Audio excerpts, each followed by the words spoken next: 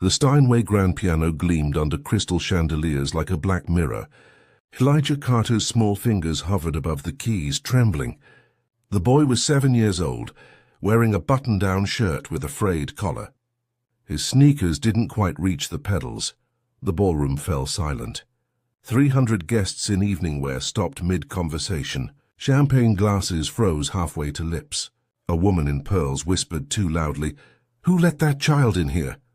Marcus Sterling stood near the bar, his custom tuxedo worth more than most cars. He was 47, silver-haired, powerful. His annual Youth Talent Showcase was the city's most prestigious event. He turned toward the stage, jaw tightening. Behind the service entrance, Diana Carter pressed her palm against the wall. Her black waitress uniform still smelled like the kitchen. Sweat dampened her collar. She'd served hors d'oeuvres to these people an hour ago. Now her son sat at their piano. Elijah's eyes found hers across the room. She nodded once, permission, forgiveness, prayer.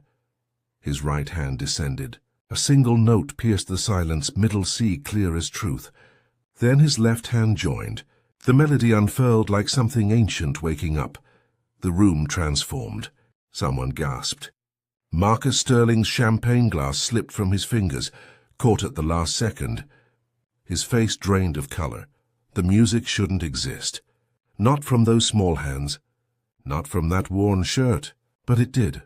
4 weeks earlier, Diana Carter woke at 4:47 a.m. to her phone's alarm. The apartment was dark and cold. She moved quietly, not wanting to wake Elijah. He slept on the pull-out couch, curled around his backpack like it held treasure. She worked 2 jobs. Days belonged to Sterling Tower's executive dining room on the 42nd floor. Nights belonged to Mel's Diner on 4th Street. Between shifts, she had 17 minutes to pick up Elijah from school and drop him at the community center. The center closed at 6. She paid Mrs. Washington next door $5 to walk him home and stay until Diana returned at 10:30 p.m. Every day, same routine. No margin for error. Elijah was quiet, watchful. Teachers called him mature for 7. Diana knew the truth. He'd learned early that needs go unspoken when your mother works 16-hour days. He never asked for toys, never complained about thrift store clothes, but he asked for piano lessons. Diana had saved $800 in a coffee tin hidden behind cereal boxes. Grocery money, emergency fund. Elijah's future, measured in crumpled bills. The community center offered classes for $75 a month. She'd enrolled him 6 months ago. Her own mother, Rose, had played piano at Westside Baptist for 30 years. Hymns on Sunday, jazz on Wednesday nights. Rose died when Diana was 16, leaving behind sheet music and a dream deferred. Diana saw her mother in Elijah's hands, the same natural curve, the way melodies found him without effort. At Sterling Tower, she served lunch to men who never looked at her face. She was the uniform, the smile, the person who refilled water glasses. Marcus Sterling ate the same thing every Tuesday. Grilled salmon, no sauce, vegetables steamed, not roasted. She'd memorized his order. He'd never learned her name. Still, she was grateful. The job had health insurance.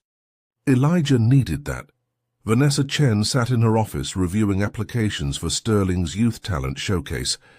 As Marcus Sterling's executive assistant, organizing the event was her responsibility. 20 slots for young musicians, hundreds of applications from private academies, prestigious programs, prodigies with publicists. She clicked play on submission number 187. The audio was rough, recorded on a phone in a room with bad acoustics, but the playing stopped her cold. She replayed it 3 times, called the selection committee. "Listen to this," she said. The panel sat in silence. When the recording ended, the head judge spoke.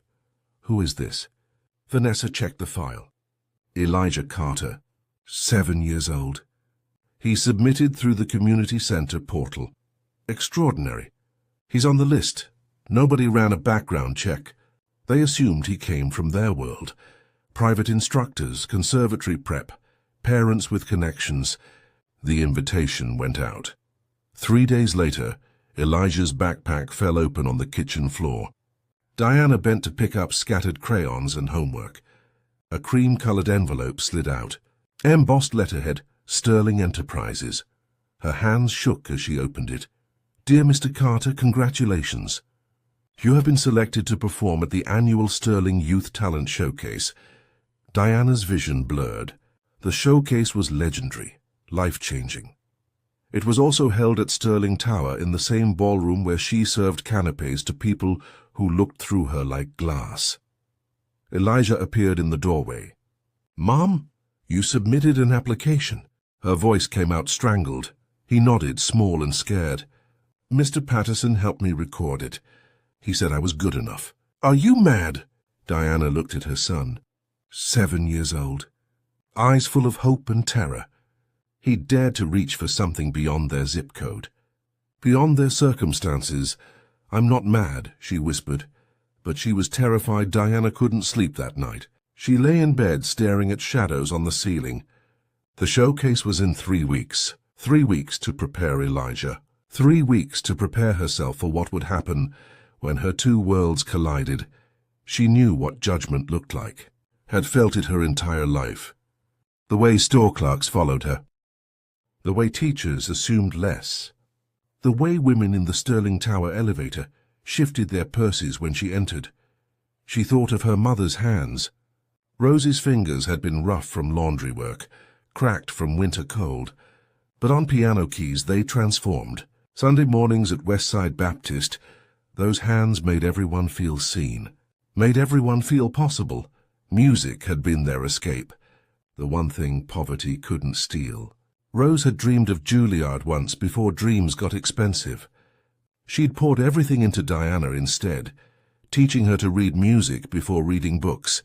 But this was different. This wasn't church. This was Marcus Sterling's world. Sterling was a legend, self-made billionaire, started with nothing, built an empire. The city praised him as a philanthropist. He donated millions to arts programs. But in 3 years of serving his lunch, he'd never once looked at Diana's face. Never said thank you. Never saw her. And now her son would perform in his ballroom, would stand on his stage, would ask to be seen. Diana pressed her palm against her chest, feeling her heartbeat. Fear lived there, but something else too, something inherited from Rose. A stubborn belief that talent mattered more than circumstances. She hoped the world agreed. She doubted it would. Rose Carter had been 19 when she first touched a piano. A white family in the suburbs needed housekeeping. The mother played badly but owned a beautiful upright. Rose asked permission to practice during lunch breaks. The mother said yes, surprised. Maybe curious.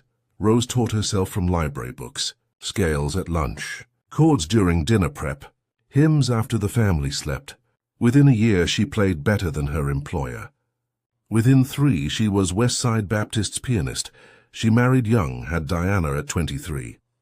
Diana's father left before the first birthday.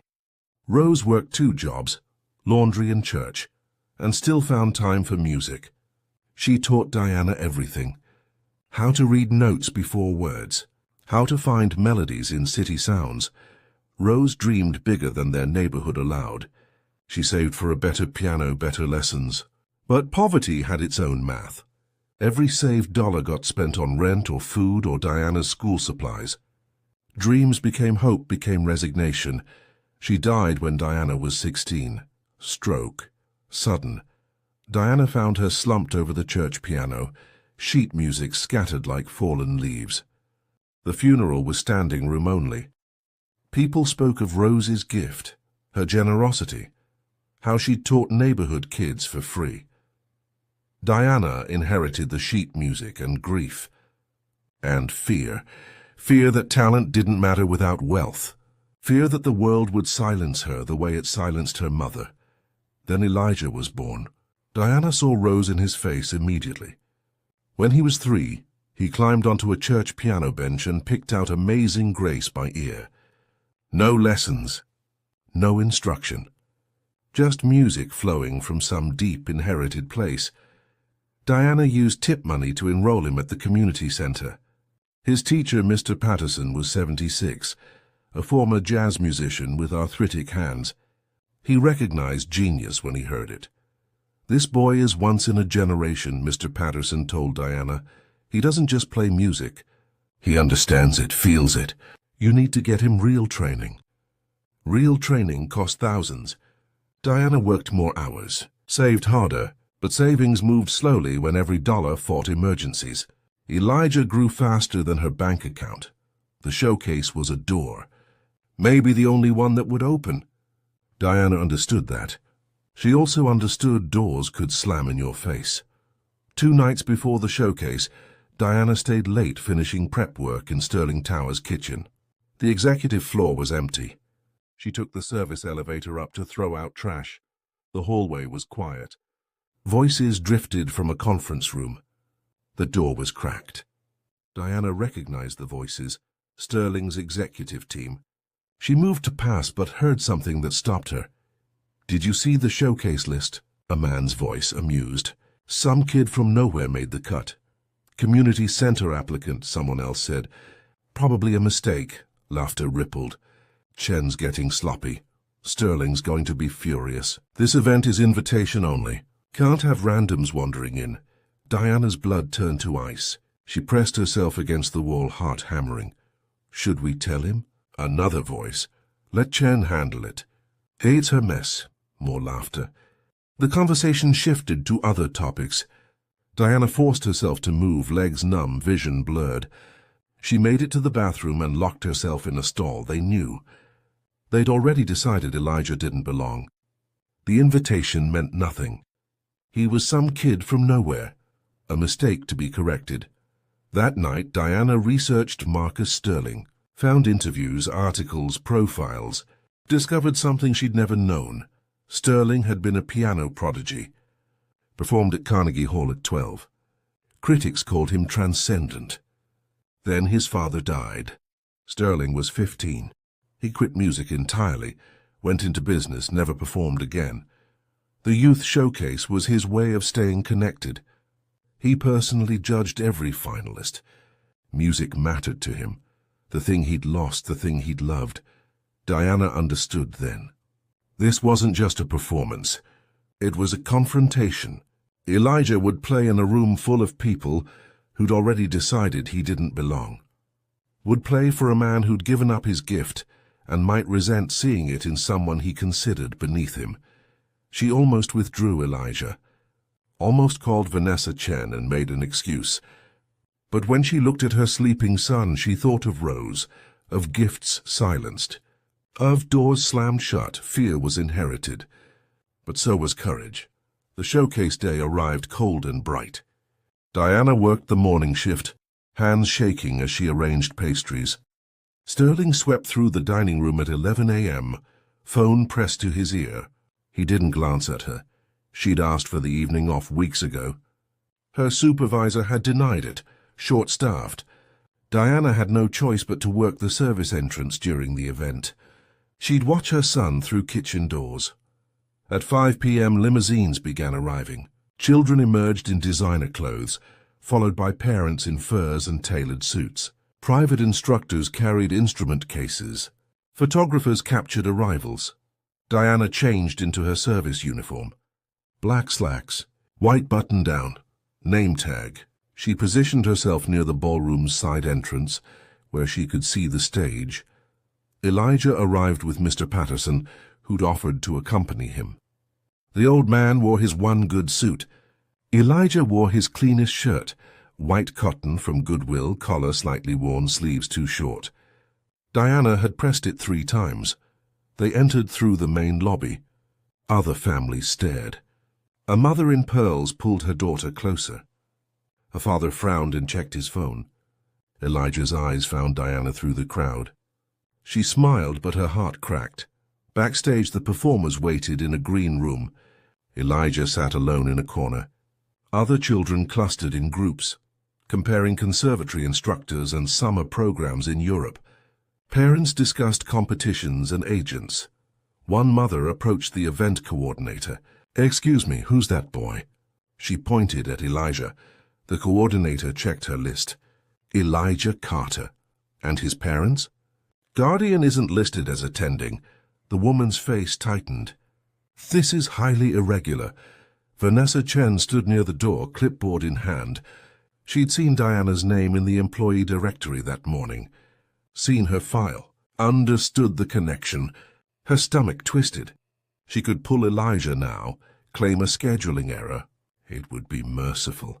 Marcus Sterling entered the green room. The crowd parted. He scanned the young performers, nodding at familiar families. His gaze landed on Elijah, lingered. Vanessa saw his expression darken. He crossed to her.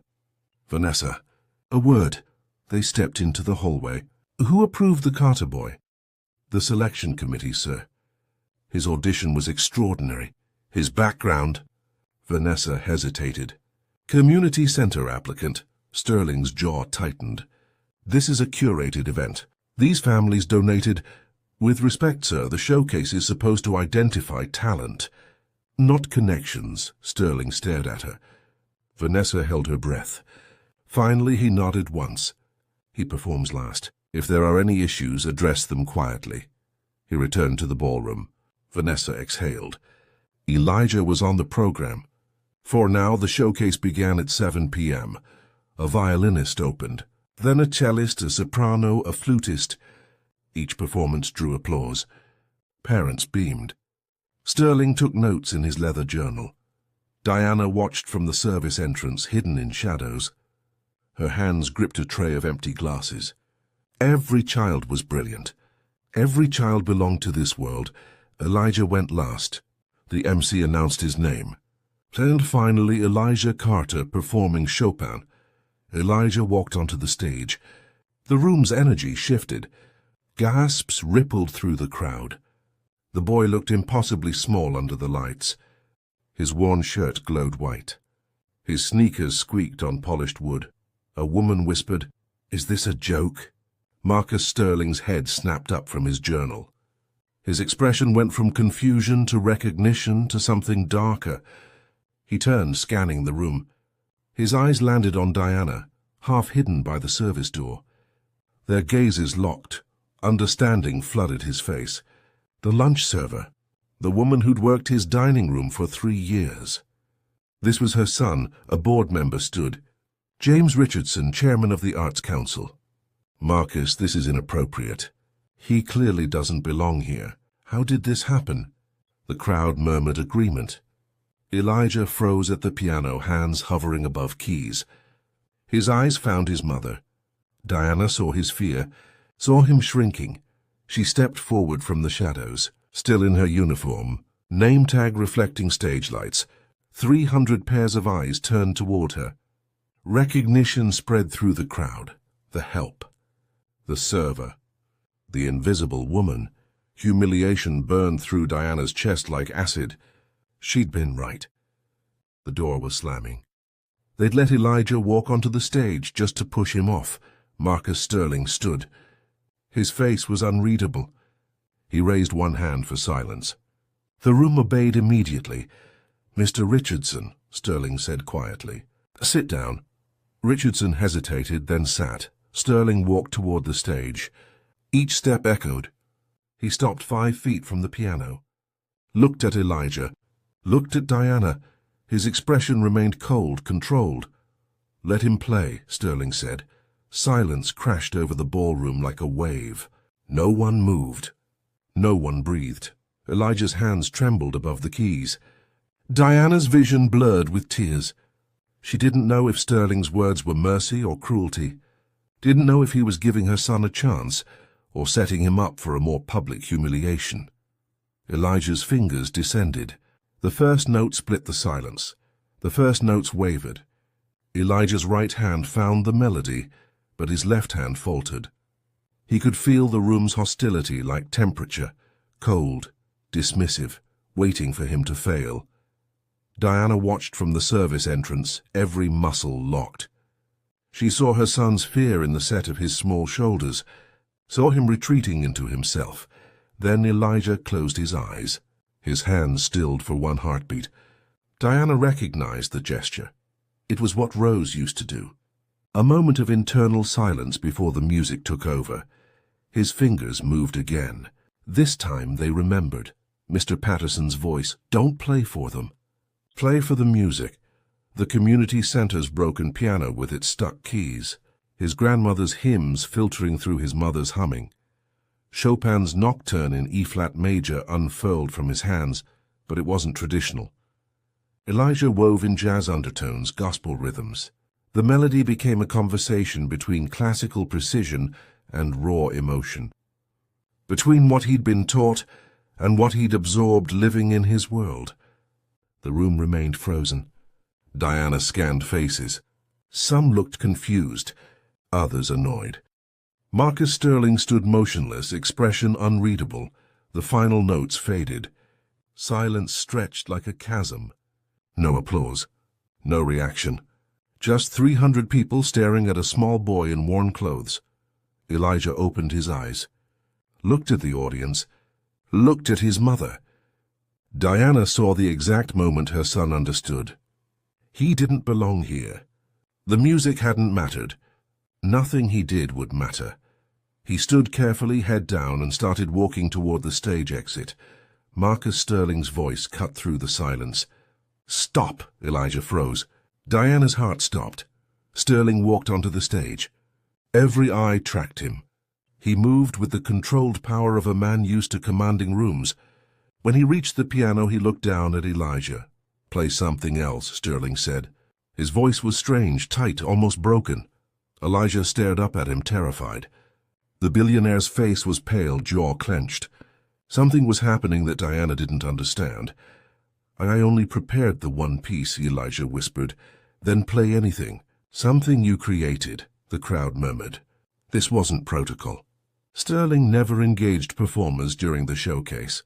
He judged silently, announced winners later. Elijah looked past Sterling to his mother.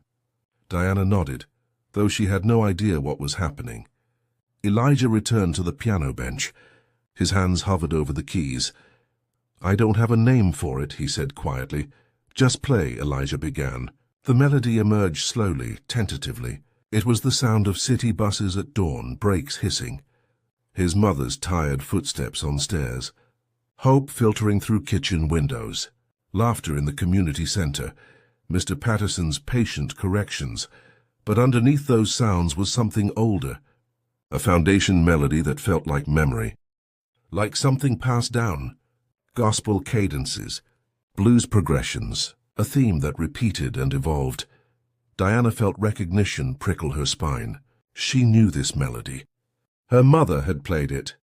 Not exactly the same, but close. A variation Rose had taught her as a child. Marcus Sterling went rigid.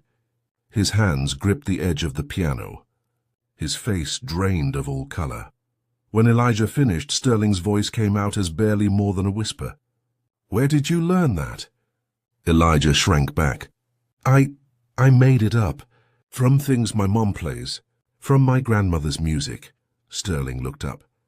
His eyes found Diana across the room. "Your grandmother. What was her name?" Diana stepped forward, legs trembling. "Rose Carter." The name hung in the air. Sterling's face crumpled. He gripped the piano for support. "Rose Carter," he repeated. "Rose Carter was your mother?" The ballroom held its breath. Marcus Sterling stood at the piano, a powerful man suddenly vulnerable. Diana moved closer, confused and terrified. "You knew my mother?" Sterling's hands shook. 40 years ago. "I was 7 years old. My father, he drove a delivery truck. We lived in subsidized housing on West Side. My mother cleaned houses." The crowd shifted uncomfortably. This wasn't the story Sterling told in interviews. The rags-to-riches narrative always started vague, glossed over details. "There was a piano at West Side Baptist," Sterling continued. His voice was hollow. "Donation from a church across town. I used to sneak in and touch the keys. I didn't know how to play, but I wanted to. So badly it hurt." Diana's eyes filled. "My mother played there. She found me one Saturday morning. I thought she'd throw me out. Instead, she sat beside me, taught me middle C." Sterling's voice cracked. She taught me every Saturday for 2 years. Never charged a penny. Gave me everything, theory, technique, feeling. She's the reason I could play. The reason I got into conservatory. The reason anyone noticed me. The room was silent. Someone's phone buzzed, was quickly silenced. When I got accepted to the youth orchestra, prestigious program, full scholarship, I left Westside. Never went back. I was embarrassed by where I came from. By her. By that church. Shame broke through Sterling's careful control. I convinced myself I'd succeeded on my own. Erased her from my story. She never mentioned you, Diana whispered. She taught so many children. Never asked for recognition. That melody, the one your son just played, Rose taught it to me. Said it was her original composition. A gift. It became my signature piece. The thing that got me into conservatory. Into Carnegie Hall. Sterling looked at Elijah. I took it and never looked back. Never thanked her. Never asked what happened to her. She died, Diana said. 22 years ago, stroke at the piano. Sterling closed his eyes. A single tear tracked down his face. The assembled crowd, board members, donors, elite families, watched a billionaire weep. I'm so sorry, he whispered. I'm so goddamn sorry. He turned to face the ballroom. You all asked who this child is. He's the grandson of the woman who gave me everything.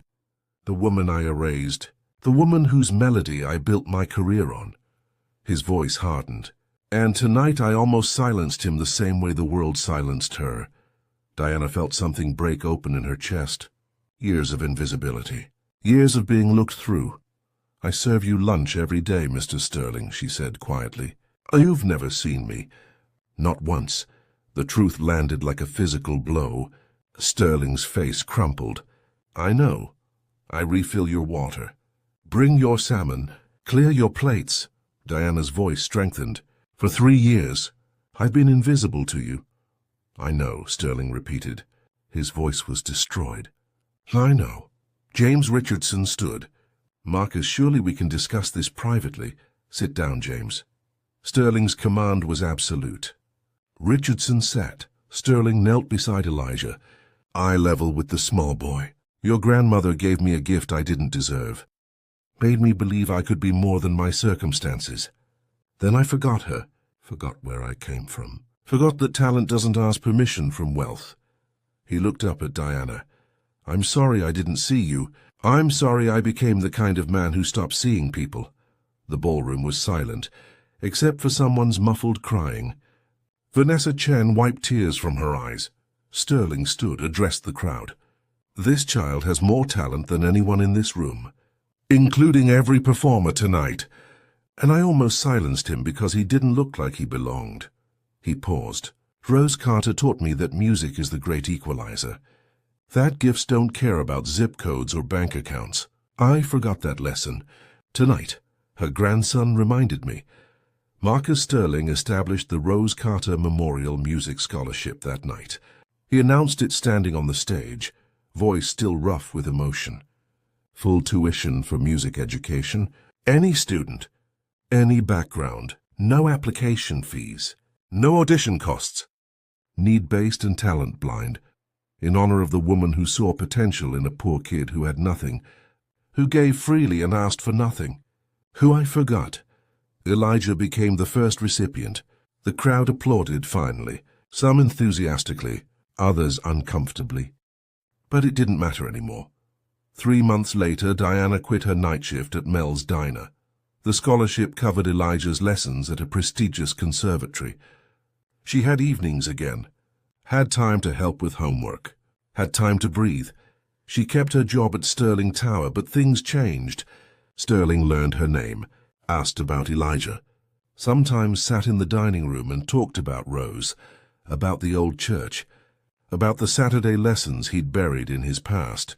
The community center received new pianos, 3 uprights and 1 baby grand. Mr. Patterson became the scholarship's artistic director. His arthritic hands couldn't play anymore, but his ears were sharp. He identified talent in kids the world had already dismissed.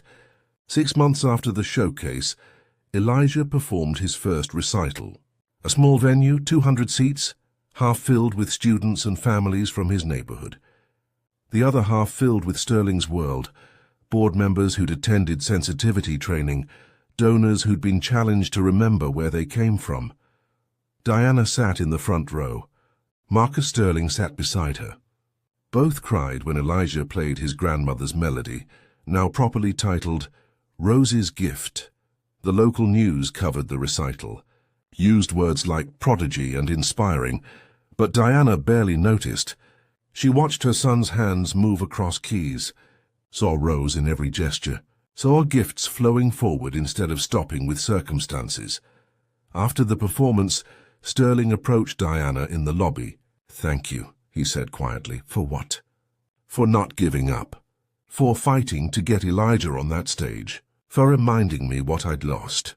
He paused. "Rose would be proud of you." "Of him?" Diana's eyes filled. She would have loved this. All of it. Years later, Diana stood in Carnegie Hall's balcony. Elijah was 17 now, performing his first symphony. The piece was titled Invisible Hands, a meditation on all the people who build dreams from shadows, whose names history forgets. Marcus Sterling sat beside Diana, older now, grey hair fully white.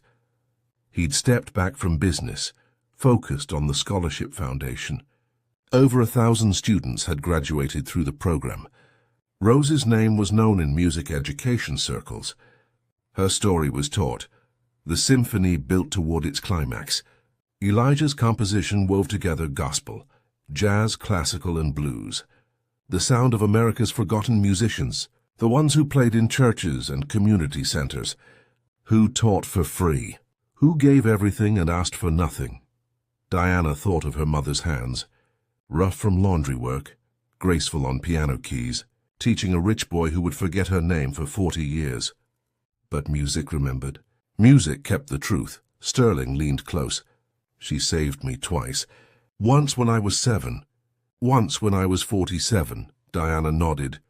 "Gifts aren't meant to be hoarded. No, they're meant to be passed forward." The symphony reached its final movement. Elijah's conductor raised his baton. The orchestra swelled. In the audience, people from both worlds sat together. Wealth beside poverty, power beside invisibility, all equal in the presence of something larger. The final note hung in the air, sustained until it became silence. Then thunder. Standing ovation. Diana stood. Sterling stood. 3,000 people rose as one. Diana whispered her mother's name into the applause. "Rose," the echo answered. "Not from the past. From the future. From every child who would learn Rose's story. From every gift that refused to be silenced. From every invisible hand that would be finally seen. Talent doesn't ask permission. It doesn't bow to circumstance. It simply is. And when the world tries to silence it, when doors slam and voices say you don't belong, it finds another way. Through small hands on piano keys. Through mothers who work double shifts. Through grandmothers who taught for free in church basements. The music remembers. The music always remembers. And in remembering, it transforms everything it touches. The applause continued. Elijah took his bow, then gestured to the balcony. To his mother. To Sterling. To every invisible hand that had lifted him here. Diana raised her hand. A small wave. Recognition flowing both directions. The gift given forward.